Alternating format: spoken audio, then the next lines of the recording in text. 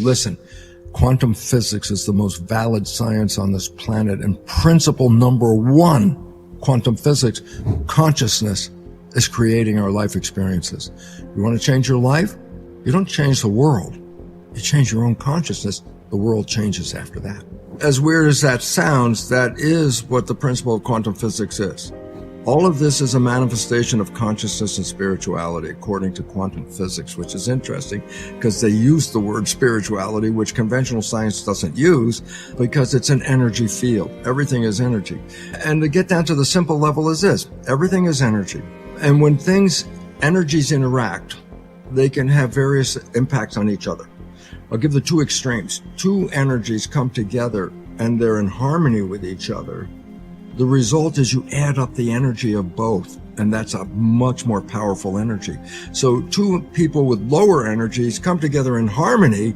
They manifest an energy collectively that is more powerful. That's called constructive interference. But I'll give you the name that people use. Is called good vibes. You find yourself where the energy on the outside is in harmony with the energy on the inside. And then when the two come together, because they're in resonance and harmony, there's a feeling of more empowerment. In contrast, the other way is an energy that is opposite of each other, are called destructive interference. I say, what does that mean? When they come together, they don't add up. They actually cancel each other out. So two energies can neutralize it. There's no energy at all. That's called bad vibes. And that's what you feel when you're feeling bad vibes. You're feeling a threat. Why? Your energy is compromised. You're feeling weak and vulnerable. So everything is an energy interaction. And it's so powerful. I go, you know what's interesting? Just to give us the meaning of it, I use the example of a snail. Snail comes out of an egg. There's no mother. There's no father. There's no snail school. I said, how the hell does a snail just come out of the egg? Navigate the environment. There's one gauge on the dashboard: energy. I go, significance. Energy is life. You have a lot of energy, you got life. You have no energy, you got no life. So basically the snail is moving around, reading the energy. If the energy is enhancing, constructive, good vibes, the snail keeps going that way. If the plant, is the energy of this plant make me feel powerful? Or if I take this energy, it's going to cancel me. It could kill me, okay? Well, it depends on the gauge. If the gauge says, oh, this plant has higher energy, if I eat it, then that's my food. But if this plant, I read it and I feel weaker because my energy just got canceled, I said, don't eat that one. Take away your life. Where do I go? If the energy and I'm moving in direction is good, I keep going that way. But if all of a sudden I feel a cancellation of my energy, I'm going to turn around and go the other way. So I say, the entire behavior of that snail is predicated on what? Read the energy. I go, guess what? Same for us. We move according to our receptivity. You always move toward those people that give you better energy, higher energy, and avoid those people that cancel your energy. Bad vibes. I don't want to be here. I'm not going. Quantum physics said, first of all, the idea of a material physical universe, it's not real. There is no physical universe. I go, what do you mean there's no physical universe? I touch myself. Here I am. I see you. I go, it's a physical universe. I go, it's an illusion. Because what quantum physics found out is the atoms that we perceived as the little bits of matter that come together and create us. Here is a piece of matter called Bruce, a lot of matter in here. The quantum physicists recognize that if you open up that atom and look deep inside, there's nothing physical in it. It's an energy. So atoms are energy. But when we perceive them, they look physical. I go, that's an illusion of light that has to do with that. So it took me a while because I kept reading the science and going, oh, that sounds great. And it's like, at some point, it's like, no, wait a minute. What the hell does this really mean? And it means that we are energy beings. Okay? There's no physicality here. And our energy is then related to the energy of the world around us. Are we living in harmony with that energy, or we're not living in harmony? Good vibes, bad vibes. That's what it comes down to, okay? And then I started to recognize a very important thing, and this is the most important one for me personally, was no two people are the same, in the sense that I can't take my cells and put it into your body because your body will say not self, and your cells in my body, not self. So there's a self, and then I try to find out, so where the hell is this self? And I say, well, there are antennas on the surface of the cell, like TV antennas, and no two people have the same set of antennas, meaning you're getting a broadcast different than I'm getting. I say, broadcast? I say, yeah, the antennas are on the outside of the cell. They're reading something from outside. I go, oh. Then who are we? I say, we are the broadcast being picked up by the antennas. We're not the antennas. We're the broadcast picked up by it. And I go, well, why is that important? Because the broadcast is an energy field. And I say, oh, then each of us has our own unique energy field. I go, yeah. And that was the part that transformed my whole life, because it basically says, wait a minute.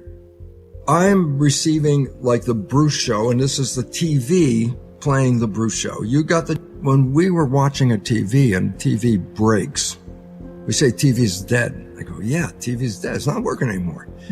My question, which I realized at some point, was, did the broadcast die when the TV died? I go, no, it didn't. The broadcast is always here. You get another TV, plug it in, tune it in, you're back online again. I said, oh my God, I'm not this body.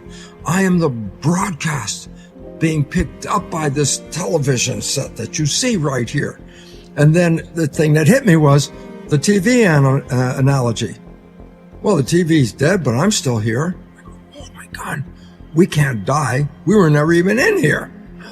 And that was the wake-up call that said the fear, which is human specific, is the fear of mortality. There's no other organism that knows it's going to die. And I say that fear is what then we gave up our power to have somebody assuage that fear. It's like, oh, it's not so bad or whatever. You know, we bought what? Religion. Why did we buy religion? Well, I'm going to tell you about what happens after you die. The big mystery. And I say, oh, then all of a sudden, guess what? They made the program for my life. I go, who the hell are you to make a program for my life? Well, I bought it because I was in fear, and fear means I have no power. And when I have no power, I'm going to seek someone who says they have the power, and then I'm going to accommodate what they do. And so people join into religion because they have the fear of the afterlife.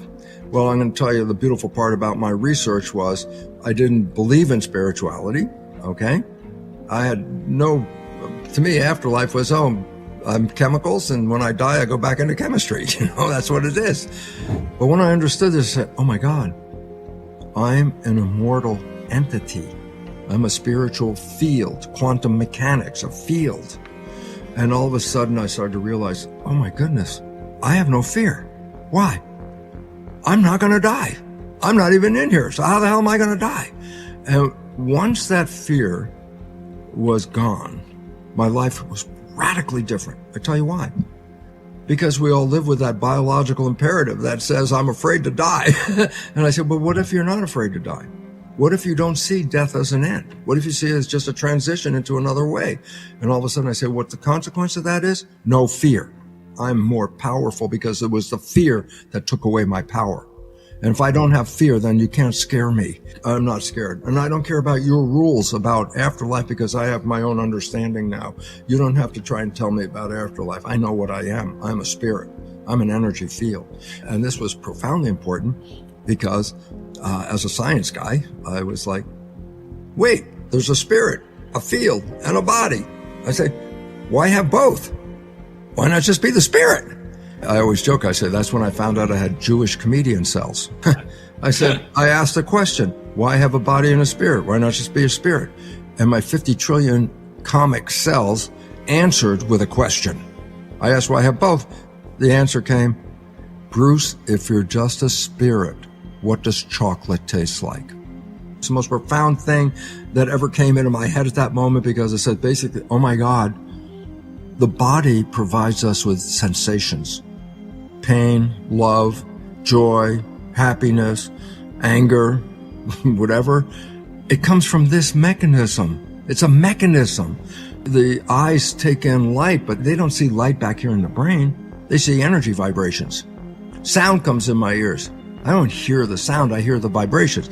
Taste, that's a vibration. It's a chemical vibration. All of a sudden, oh my God, this is a transducer. It takes life experiences in a body that gives us vision and smell and taste and touch and pain and love and joy.